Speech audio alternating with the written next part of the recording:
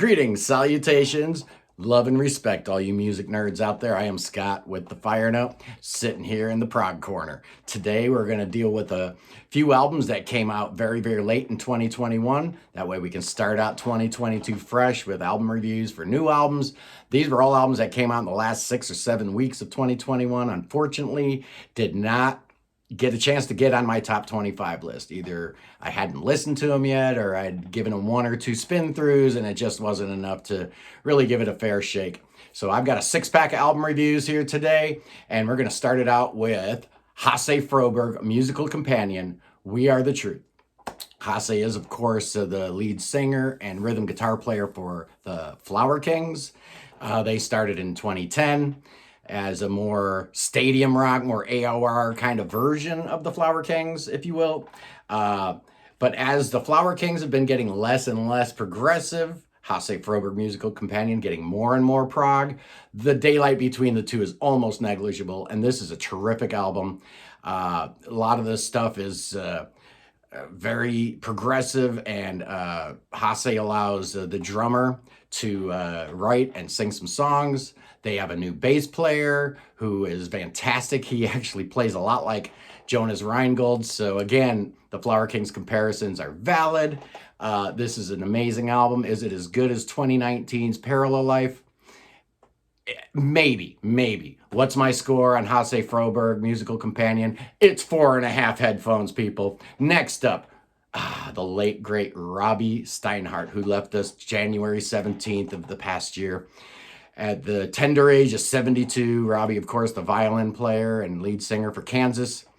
Believe it or not, he just released his first solo album this past year, Not in Kansas Anymore. Kind of a great album title for a guy not playing in the band Kansas anymore. It's called a prog rock opera, and it stands up really well. It sounds like classic Kansas. Robbie's voice sounds great. This thing is produced by Michael Franklin, who's the same guy who brought John Anderson's 1,000 Hands to life. This is a solid record.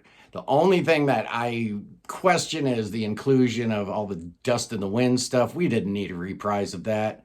But all the other songs are fabulous. I really enjoy the final song, Prayer for Peace. It's Robbie and his violin. And as those closing notes end, and you just know that's the last time you're going to hear Robbie play that thing, it's pretty emotional. What's my score? I'm giving it a 4 headphones. Next up, I have a lot of trouble pronouncing this group. On my last video where I went down the top 25, I couldn't pronounce this group's name. I still can. It's Gruppo Autonomo Suonatori. Gruppo Autonomo Suonatori. The album is Omni Sunt Comunia. And these guys bring a classic Italian prog. It's classic RPI. If you dig PFM, Banco, if you dig Le Orme, you're really going to like this. The vocal stylings are very raspy and harsh, like you want them in an Italian album. There's elements of folk, there's elements of psychedelic jazz, there's some Italian balladry going on here.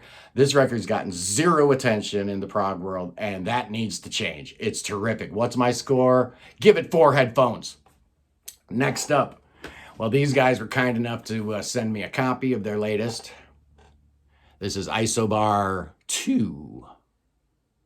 And this is a band made up of members from an old band called Metaphor. They were a 5-piece out of the San Jose area. They lost their singer. They don't have a drummer. So now they do all instrumental stuff with a guest drummer, the great Matthias Olsson from Anglagard. It's a good record. Is it as good as the debut? That's my question. The thing I really liked about Isobar's debut is all the horns, the sax, and the trumpets. They dialed that down. They're only on 3 songs this time around, so the album, to me, isn't as interesting. It isn't quite as good, and oddly, Matthias's drumming, it does sound remote. Usually with these file sharing type of situations, you don't have that much of an issue, but this time you really feel like it was done remotely.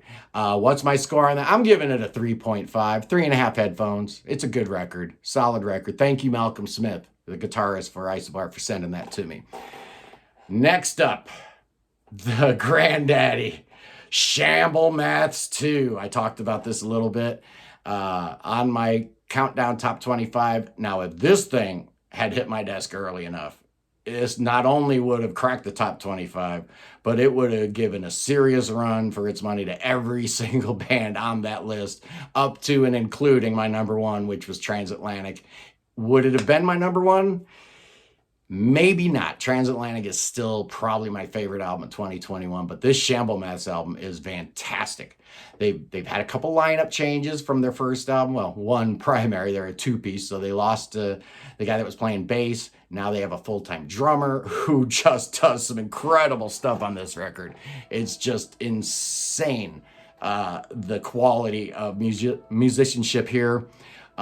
They've taken what they do, which is kind of a dark, Anglo-Gard, non-linear prog, and they've added some elements of Azul, like you get a Magma influence here, you've got the Rio Rock and Opposition influence, at times you're in Universe Zero territory. This record is amazing. Highly, highly, highly recommend Shamblemaths 2. And what do you think the score should be here? That's right, 5 headphones. This thing is amazing. Highly, highly recommended. My last of the 6-pack. Band out of Finland, Malady. Their new album is Vijanta. And these guys bring a very celestial, cerebral, retro kind of sound. There's a lot of saxophone, there's a lot of mellotron, but to me, what keeps this band really going is the rhythm section, the bass and the drums. They're in sync, they sound amazing. There's a couple songs on here that are as good as anything I've ever heard. This is a terrific album. It most certainly would have made my top 25 had it been on my desk in time. The score for Malady, Vijanta.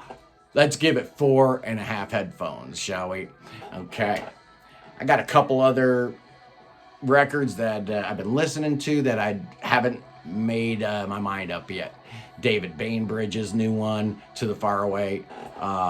Nice record, Celtic kind of stuff. Rachel Flowers put a new album out. The great jazz musician Rachel is probably best known for her work with Zappa Plays Zappa or the Keith Emerson tribute stuff. She's amazing. It's a crossover album. I like it a lot. Don't know what score I'd give it at this point. Amarok, out of Poland. This band takes their cue from Riverside. They sound a little bit like that, but they throw in a little bit more of a modern, the Orb kind of trance sound going on. It's really special, and I'm digging it a lot. I think I'd give it probably like a 4 or a 4.5 at this point. I'm going to have to listen to it a few more times. And the last record I want to talk about that came out in 2021 was the new album from Soup called Visions. Interestingly enough, the main guy from Soup has a spin-off band, and they put a record out called Giant Sky. Both records are really, really good. I'm getting into them right now. I don't have a score. They're probably in that 4 to 4.5 category already. And I've only given both like 1 or 2 listens. 2022 is going to be a great year. I've got a list of things that are coming up here in the next couple months, including the new Jethro Tull album, new Carphagen album. Of course, Big Big Train has got a new album coming out. We've got Star One on Inside Out coming out. Jonas Lindberg, second album is coming out on Inside Out also. We've got DiVirgilio, Morrison Jennings. Marillion's got a new album coming out on March 4th, as does The Flower Kings on March 4th. Pattern Seeking Animals, April 1st. And in June, we have the new Porcupine Tree. So 2022 is going to be an amazing year. 2021 was already one of the best years for progressive rock in recent memory, but I had a few records I needed to talk about, get out of the way, so we can clean house, so we can do 2022 right. So, to recap, Hasse Froberg Musical Companion, headphone approved, 4.5 stars. Robbie Steinhardt, 4 stars. Gruppo Autonomo Suonatori, let's give that 4 stars. Isobar, 3.5. Shamblemaths, perfect score of 5. And Malady, 4.5. So that's my 6-pack of album reviews to close out 2021. 2022 is going to be amazing. Please subscribe to my channel. Let's do this thing. Let's make prog rock have a resurgence like it was the 70s all over again, people. I am Scott from the Fire Note, and I am out.